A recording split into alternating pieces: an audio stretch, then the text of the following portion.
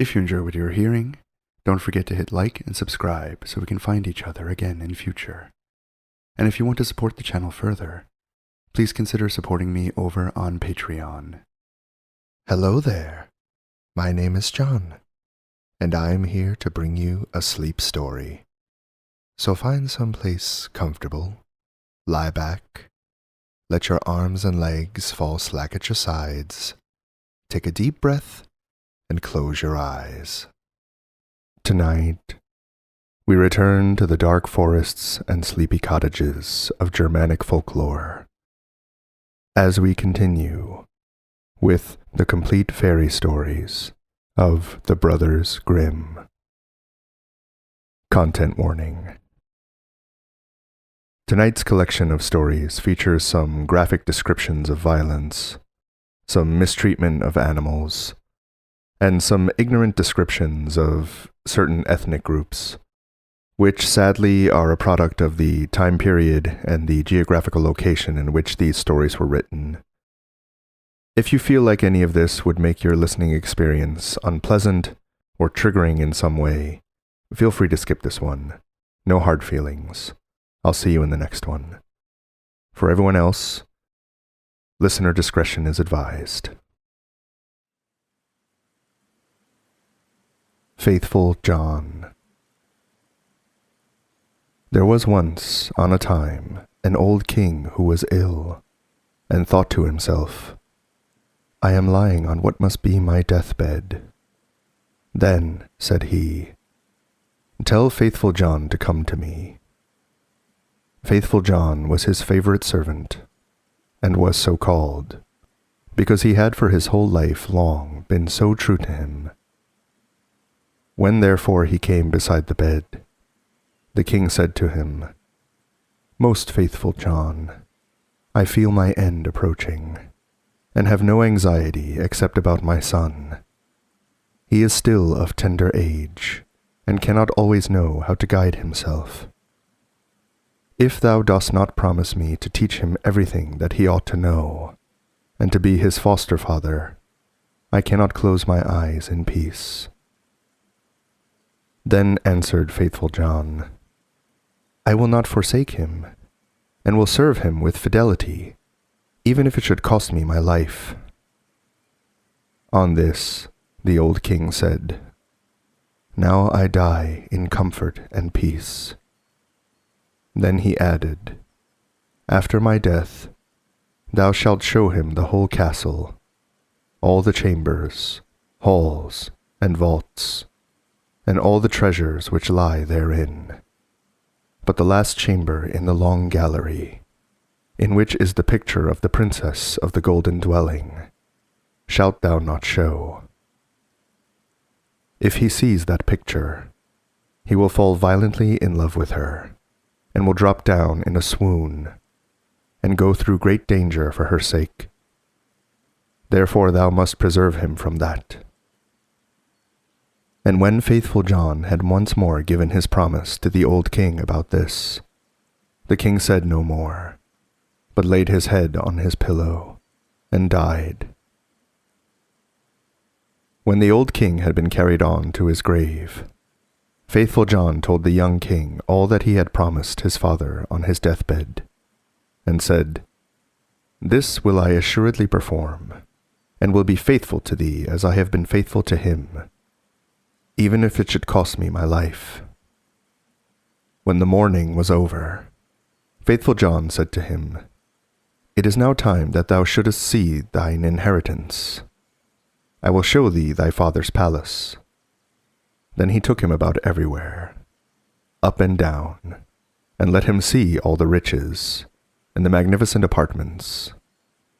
Only there was one room which he did not open, that in which hung the dangerous picture. The picture was, however, so placed that when the door was opened, you looked straight on it, and it was so admirably painted that it seemed to breathe and live, and there was nothing more charming or more beautiful in the whole world. The young king, however, plainly remarked that Faithful John always walked past this one door, and said, "Why dost thou never open this one for me? "There is something within it," he replied, "which would terrify thee." But the king answered, "I have seen all the palace, and I will know what is in this room also." And he went and tried to break open the door by force. Then Faithful John held him back and said, "I promised thy father before his death that thou shouldest not see that which is in this chamber. It might bring the greatest misfortune on thee and on me." "Ah, no," replied the young king.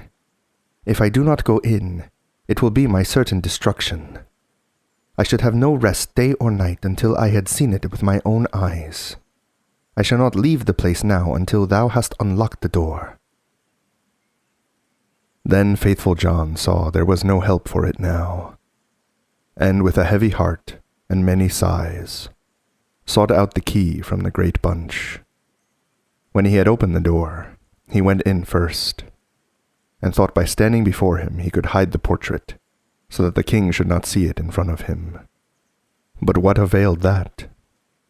The king stood on tiptoe and saw it over his shoulder. And when he saw the portrait of the maiden, which was so magnificent and shone with gold and precious stones, he fell fainting to the ground. Faithful John took him up, carried him to his bed, and sorrowfully thought, "The misfortune has befallen us, Lord God. What will be the end of it?" Then he strengthened him with wine, until he came to himself again. The first words the king said were, "Ah, the beautiful portrait. Whose is it?" "That is the princess of the golden dwelling," answered Faithful John. Then the king continued, "My love for her is so great that if all the leaves on all the trees were tongues, they could not declare it. I will give my life to win her. Thou art my most faithful John. Thou must help me." The faithful servant considered within himself for a long time how to set about the matter, for it was difficult even to obtain a sight of the king's daughter. At length he thought of a way, and said to the king, "Everything which she has about her is of gold: tables, chairs, dishes, glasses, bowls, and household furniture. Among thy treasures are 5 tons of gold. Let one of the goldsmiths of the kingdom work these up into all manner of vessels and utensils, into all kinds of birds, wild beasts, and strange animals, such as may please her, and we will go there with them and try our luck." The king ordered all the goldsmiths to be brought to him, and they had to work night and day, until at last the most splendid things were prepared. When everything was stowed on board a ship, Faithful John put on the dress of a merchant, and the king was forced to do the same in order to make himself quite unrecognizable. Then they sailed across the sea, and sailed on until they came to the town wherein dwelt the princess of the golden dwelling. Faithful John bade the king stay behind on the ship and wait for him. "Perhaps I shall bring the princess with me," said he. "Therefore see that everything is in order. Have the golden vessels set out and the whole ship decorated." Then he gathered together in his apron all kinds of gold things, went on shore, and walked straight to the royal palace. When he entered the courtyard of the palace, a beautiful girl was standing there by the well, with 2 golden buckets in her hand, drawing water with them. And when she was just turning round to carry away the sparkling water, she saw the stranger, and asked who he was. So he answered, "I am a merchant," and opened his apron, and let her look in. Then she cried, "Oh, what beautiful gold things!" and put her pails down and looked at the golden wares, one after the other. Then said the girl, "The princess must see these. She has such great pleasure in golden things that she will buy all you have." She took him by the hand and led him upstairs, for she was the waiting maid. When the king's daughter saw the wares, she was quite delighted and said, "They are so beautifully worked that I will buy them all of thee. But Faithful John said, I am only the servant of a rich merchant. The things I have here are not to be compared with those my master has in his ship. They are the most beautiful and valuable things that have ever been made in gold. She wanted to have everything brought to her there, but he said, There are so many of them that it would take a great many days to do that, and so many rooms would be required to exhibit them, that your house is not big enough. Then her curiosity and longing were still more excited, until at last she said, Conduct me to the ship. I will go there myself, and behold the treasures of thine master. On this, Faithful John was quite delighted, and led her to the ship.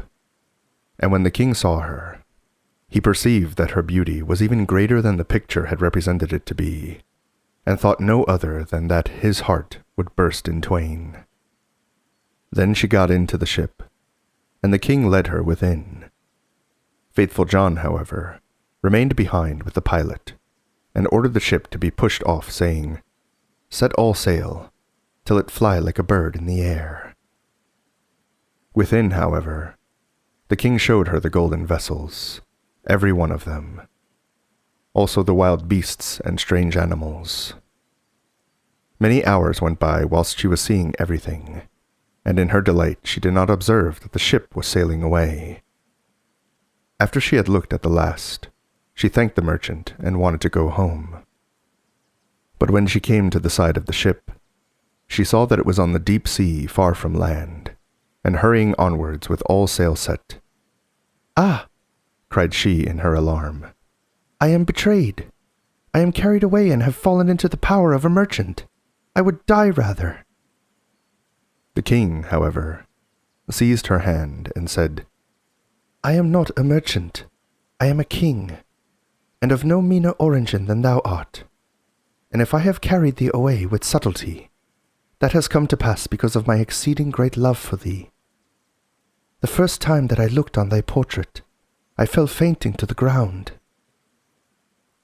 When the princess of the golden dwelling heard that, she was comforted, and her heart was inclined unto him, so that she willingly consented to be his wife. It so happened, however, while they were sailing onwards over the deep sea, that Faithful John, who was sitting on the forepart of the vessel, making music, saw 3 ravens in the air, which came flying towards them. On this he stopped playing, and listened to what they were saying to each other, for that he well understood. One cried, Oh, there he is carrying home the princess of the golden dwelling. Yes, replied the second, but he has not got her yet, said the third. But he has got her. She is sitting beside him in the ship. Then the first began again, and cried, What good will that do him? When they reach land, a chestnut horse will leap forward to meet him, and the prince will want to mount it. But if he does that, it will run away with him, and rise up into the air with him, and he will never see his maiden more. Spake the second, But is there no escape? Oh yes, if anyone else gets on it swiftly, and takes out the pistol which must be in its holster, and shoots the horse dead with it, the young king is saved. But who knows that? And whosoever does know it, and tells it to him, will be turned to stone from the toe to the knee. Then said the second, I know more than that. Even if the horse be killed, the young king will still not keep his bride. When they go into the castle together, a wrought bridal garment will be lying there in a dish, and looking as if it were woven of gold and silver. It is, however, nothing but sulphur and pitch, and if he put it on, it will burn him to the very bone and marrow. Said the third, Is there no escape at all? Oh yes, replied the second. If anyone with gloves on seizes the garment, and throws it into the fire and burns it, the young king will be saved. But what avails that?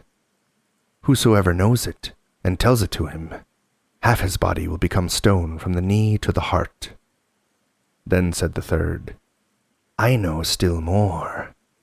Even if the bridal garment be burnt, the young king will still not have his bride. After the wedding, when the dancing begins and the young queen is dancing, she will suddenly turn pale and fall down as if dead. And if someone does not lift her up and draw 3 drops of blood from her right breast and spit them out again, she will die. But if anyone who knows that were to declare it, he would become stone from the crown of his head to the sole of his foot." When the ravens had spoken of this together, they flew onwards, and faithful John had well understood everything.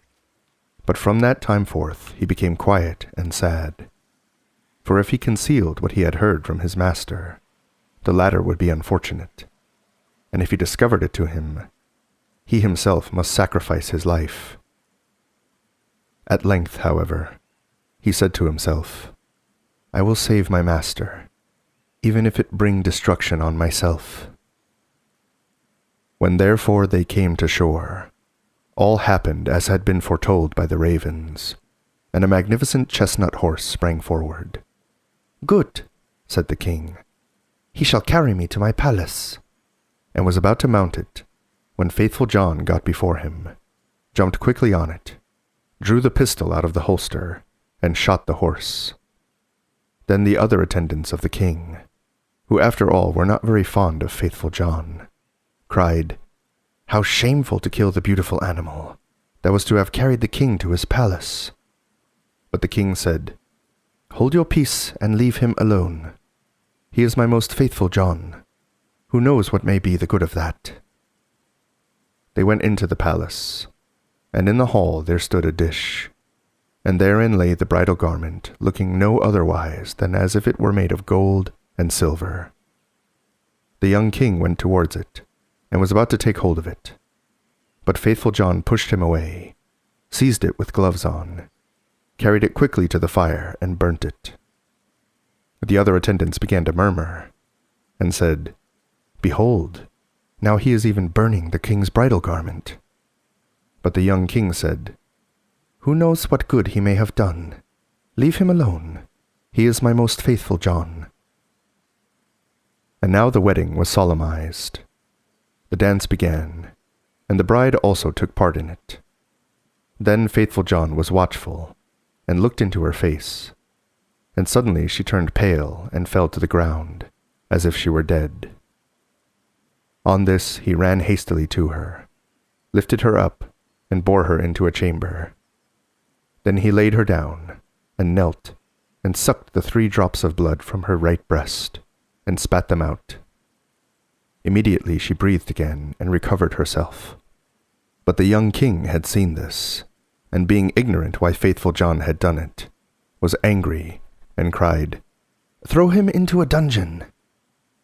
Next morning faithful John was condemned, and led to the gallows. And when he stood on high, and was about to be executed, he said, "Everyone who has to die is permitted before his end to make one last speech. May I too claim the right?" "Yes," answered the king. "It shall be granted unto thee."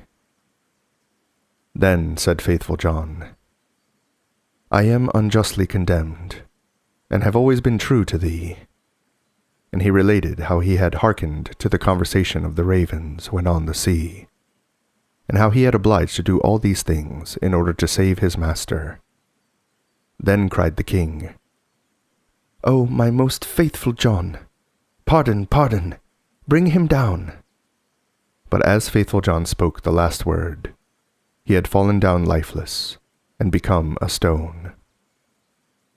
Thereupon the king and queen suffered great anguish, and the king said, "Ah, how ill I have requited great fidelity," and ordered the stone figure to be taken up and placed in his bedroom beside his bed.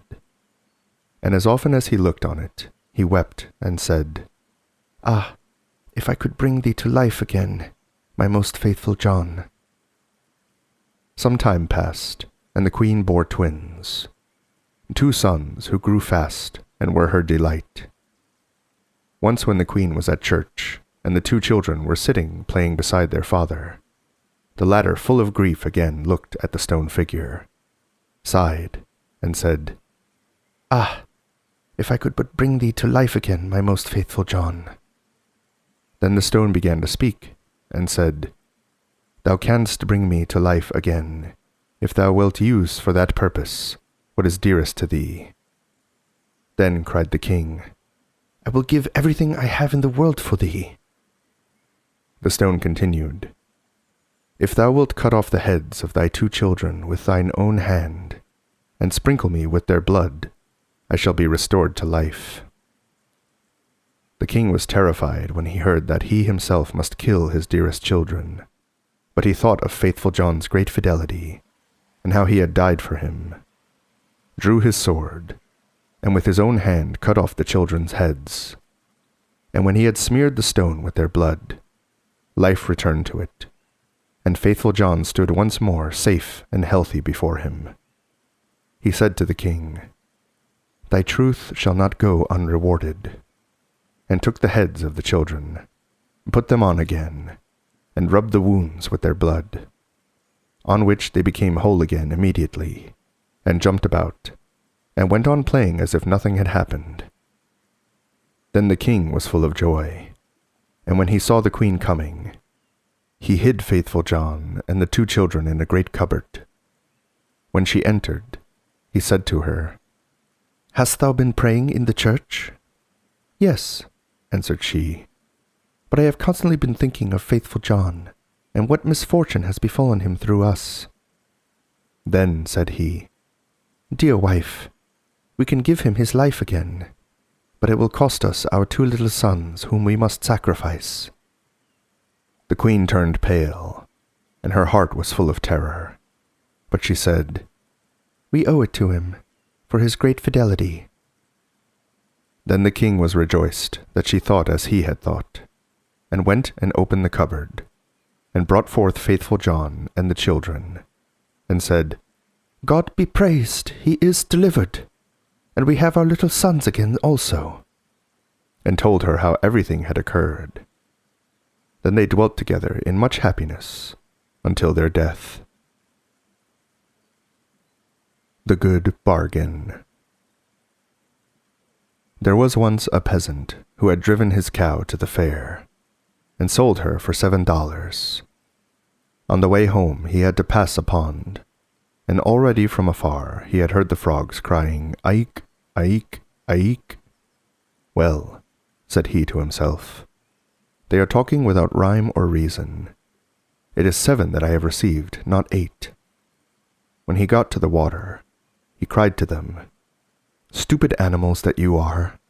Don't you know better than that? It is $7 and not 8. The frogs, however, stood to their "Aik, aik, aik." "Come then, if you won't believe it, I can count it out to you." And he took his money out of his pocket, and counted out the $7, always reckoning 24 groschen to $1. The frogs, however, paid no attention to his reckoning, but still cried, "Aik, aik, aik." "What?" cried the peasant, quite angry. "Since you are determined to know better than I, count it yourselves," and threw all the money into the water to them. He stood still and wanted to wait until they were done, and had brought him his own again. But the frogs maintained their opinion, and cried continually, "Aik, aik, aik," and besides that, did not throw the money out again. He still waited a long while until evening came on, and he was forced to go home. Then he abused the frogs and cried, "You water splashers! You thick heads! You goggle eyes! You have great mouths and can screech till you hurt one's ears, but you cannot count $7. Do you think I'm going to stand there till you get it done?" And with that he went away. But the frogs still cried, "Aik, aik, aik," after him till he went home quite angry. After a while he bought another cow, which he killed, and he made the calculation that if he sold the meat well, he might gain as much as the 2 cows were worth, and have the skin into the bargain. When, therefore, he got to the town with the meat, a great troop of dogs were gathered together in front of the gate, with a large greyhound at the head of them, which jumped at the meat, sniffed at it, and barked, "Wow! Wow! Wow!" As there was no stopping him, the peasant said to him, "Yes, yes, I know quite well what thou art saying. Wow! Wow! Wow! Because thou wantest some of the meat. But I should fare badly if I were to give it to thee." The dog, however, answered nothing but, "Wow! Wow!" "Wilt thou promise not to devour it all, then? And wilt thou go bail for thy companions?" "Wow! Wow! Wow!" said the dog. "Well, if thou insist on it, I will leave it for thee. I know thee well, and know who is thy master. But this I tell thee, I must have my money in 3 days, or else it will go ill with thee. Thou must just bring it out to me."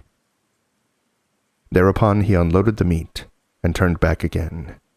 The dogs fell upon it, and loudly barked, "Wow! Wow!"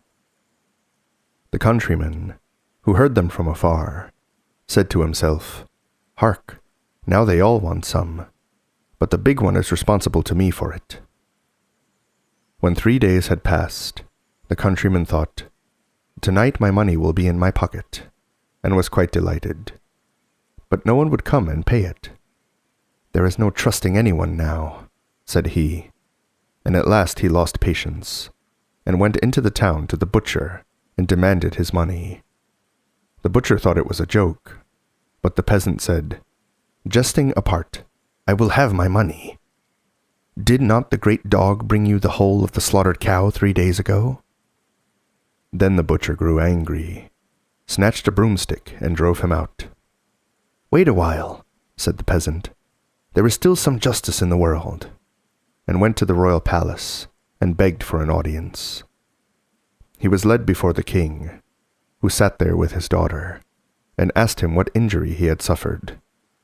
"Alas," said he, "the frogs and the dogs have taken from me what is mine, and the butcher has paid me for it with the stick." And he related at length all that had happened. Thereupon the king's daughter began to laugh heartily, and the king said to him, "I cannot give you justice in this, but you shall have my daughter to wife for it. In her whole life she has never laughed as she has just done at thee, and I have promised her to him who could make her laugh. Thou mayest thank God for thy good fortune." "Oh," answered the peasant, "I will not have her. I have a wife already, and she is one too many for me.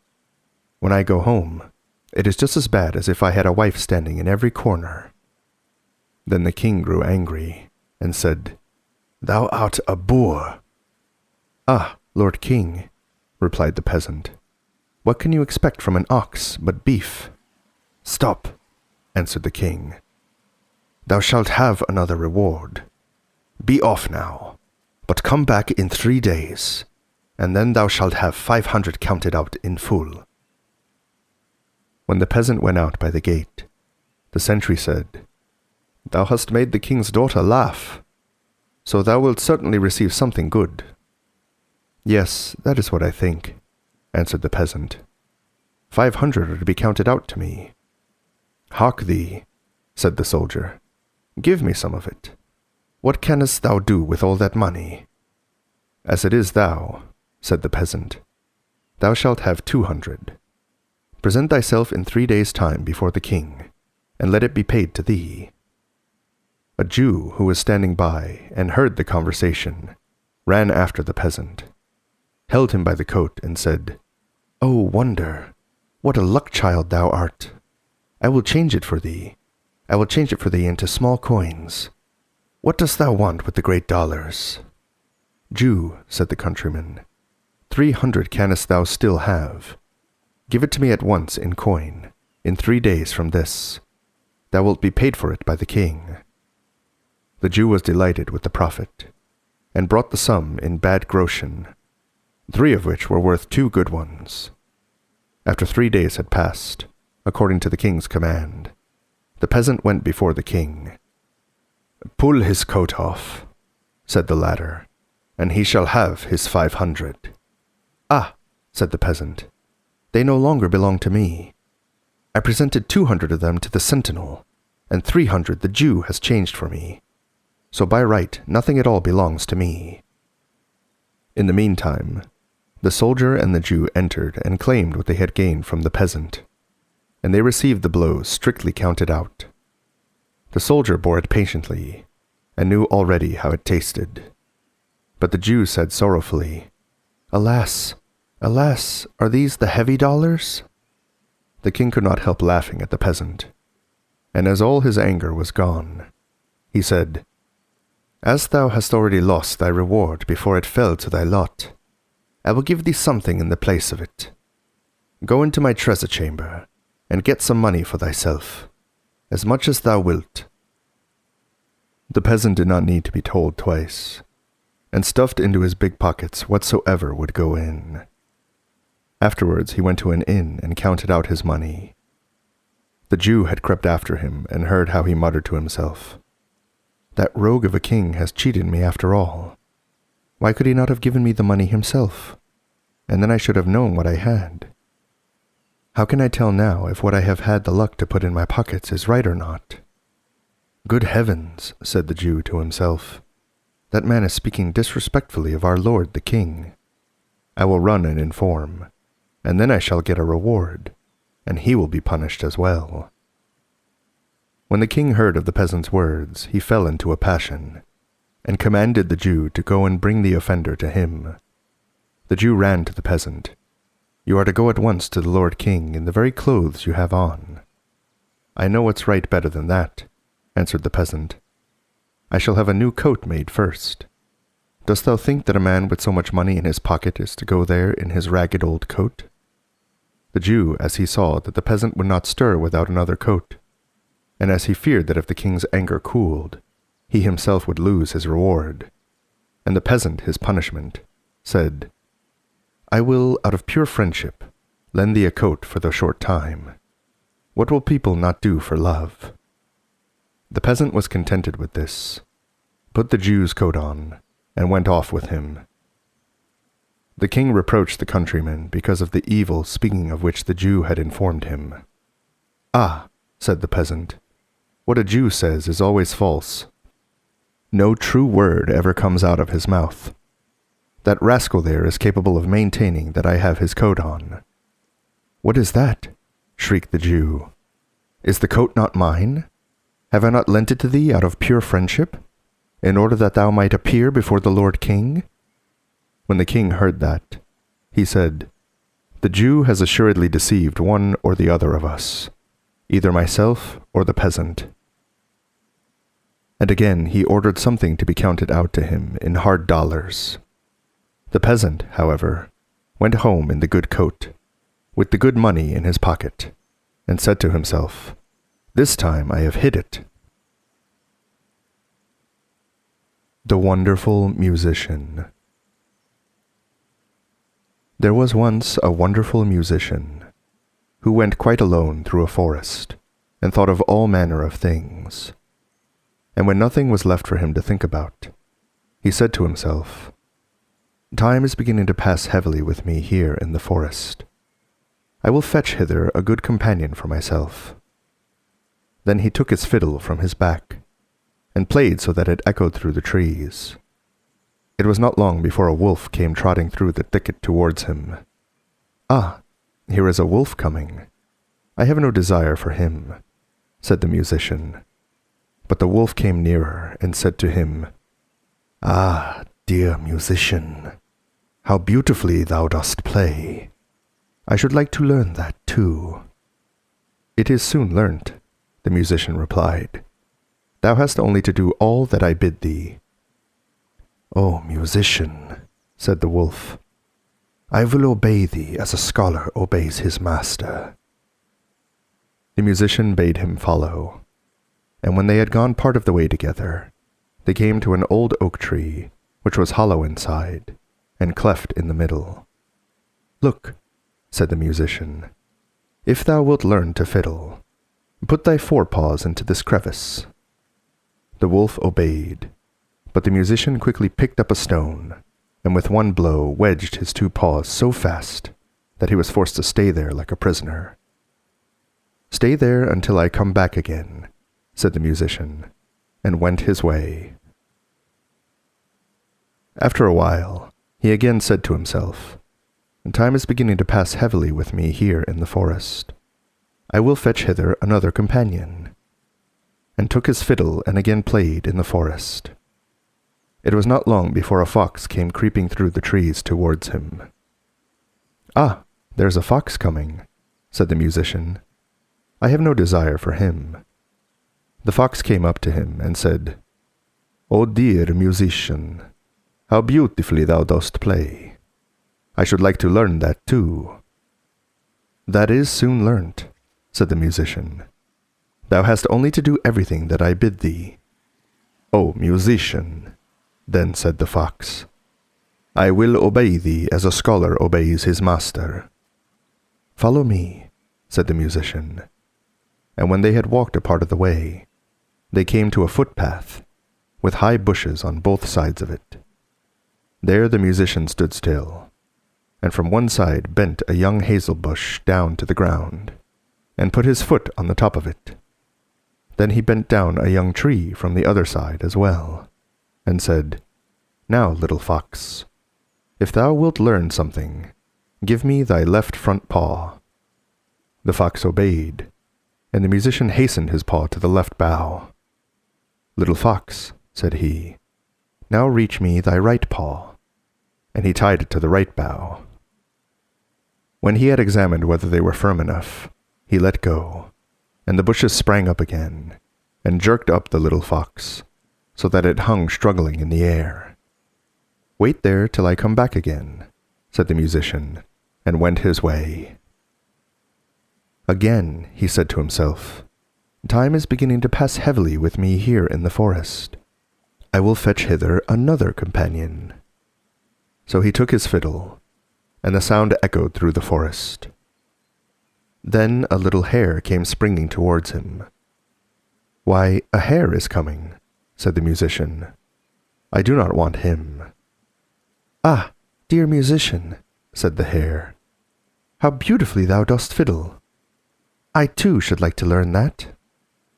"That is soon learnt," said the musician.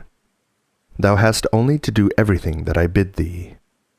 "O musician," replied the little hare, "I will obey thee as a scholar obeys his master." They went a part of the way together, until they came to an open space in the forest, where stood an aspen tree. The musician tied a long string round the little hare's neck, the other end of which he fastened to the tree. "Now briskly, little hare, run 20 times round the tree," cried the musician, and the little hare obeyed. And when it had run round 20 times, it had twisted the string 20 times round the trunk of the tree, and the little hare was caught, and let it pull and tug as it liked. It only made the string cut into its tender neck. "Wait there till I come back," said the musician, and went onwards. The wolf, in the meantime, had pushed and pulled and bitten at the stone, and had worked so long that he had set his feet at liberty, and had drawn them once more out of the cleft. Full of anger and rage, he hurried after the musician, and wanted to tear him to pieces. When the fox saw him running, he began to lament, and cried with all his might, "Brother Wolf, come to my help. The musician has betrayed me." The wolf drew down the little tree, bit the cord in two, and freed the fox, who went with him to take revenge on the musician. They found the tied-up hare, whom likewise they delivered, and then they all sought the enemy together. The musician had once more played his fiddle as he went on his way, and this time he had been more fortunate. The sound reached the ears of a poor woodcutter, who instantly, whether he would or no, gave up his work and came with his hatchet under his arm to listen to the music. "At last comes the right companion," said the musician, "for I was seeking a human being, and no wild beast." and he began and played so beautifully and delightfully that the poor man stood there as if bewitched, and his heart leapt with gladness. And as he thus stood, the wolf, the fox, and the hare came up, and he saw well that they had some evil design. So he raised his glittering axe, and placed himself before the musician, as if to say, "Whoso wishes to touch him, let him beware, for he will have to do with me." Then the beasts were terrified, and ran back into the forest. The musician, however, played once more to the man out of gratitude, and then went onwards.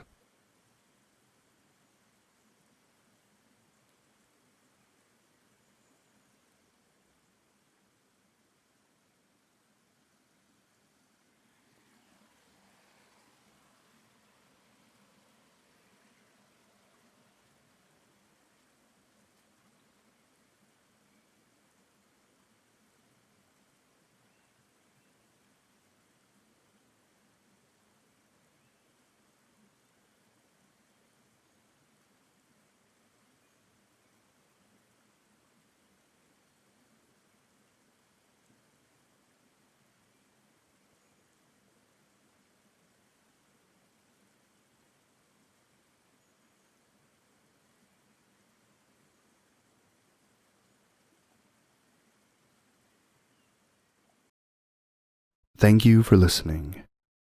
If you enjoyed this sleep story, feel free to leave a like and a comment.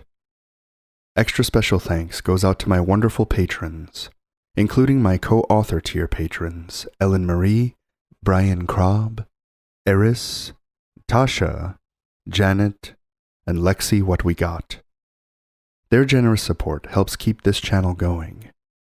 If you too would like to support the channel and get early access to videos, please consider joining us over at Patreon. Link is in the description. If you would like to hear more sleep stories like this, don't forget to subscribe and ring the bell for all notifications. I upload a new story here each and every week. Thank you again for listening, and pleasant dreams. Good night.